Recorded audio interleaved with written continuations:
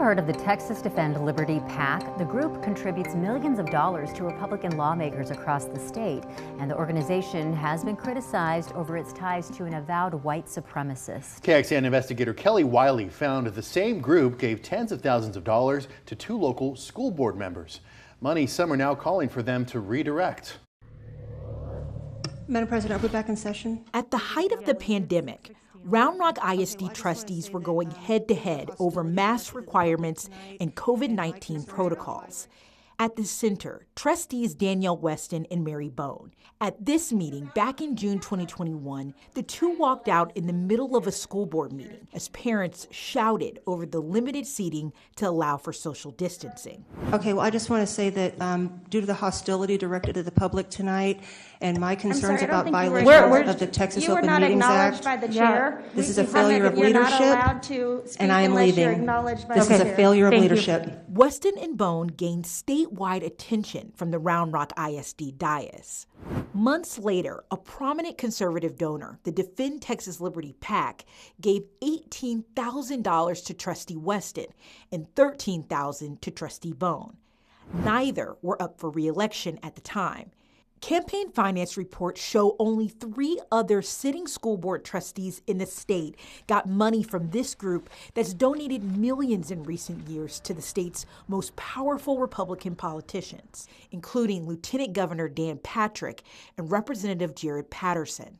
Both are among several Republican office holders who recently denounced the PAC's former president, meeting with avowed white supremacist and podcaster Nick Fuentes for hours back in October. Fuentes has praised Adolf Hitler and questioned whether the Holocaust happened on his live streams. We've got the white Christian men that built this country the first time, and we'll do it again. After receiving criticism over the meeting, Defend Texas Liberty recently appointed a new president and said it opposes Fuentes' views. Over 3 weeks, our team sent multiple emails, texts, calls. Hi, Trustee Bone. This is Kelly Wiley with KXAN in Austin. And even a letter to Trustees Bone and Weston to ask them if they'll return the money and if they knew why the PAC donated to them. Neither has responded. I would never want any one of the families in our district to ever feel marginalized. Round Rock School Board President Amber Feller Landrum is calling on both members to donate the money to groups that align with the district's values. I don't want anybody to think that Round Rock ISD aligns with any of those kind of beliefs. Records show both Weston and Bone have donated more than $23,000 to other campaigns, primarily political, since receiving money from Defend Texas Liberty in 2021, most of which has gone to another PAC, Round Rock One Family.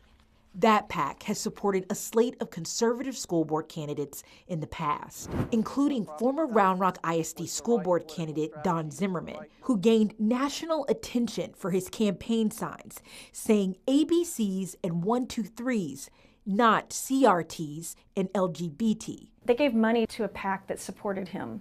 And so that seems to align, I can't say exactly what's in their hearts, but it seems to align with that kind of behavior and that belief system. In a recent statement to KXAN, Zimmerman said that given Landrum's, quote, religious belief system demanding affirmation of the LGBTQ agenda by elementary school children, the decent taxpayers and parents of Round Rock ISD should no longer tolerate her position of political power. Our request to speak with Trustees Bone and Weston remains open. This week, we learned Trustee Bone has filed paperwork to run for a state board of education seat. It's a position that allows for a vote on curriculum and books for public schools across the state, topics that nationally have been very influenced by political ideologies.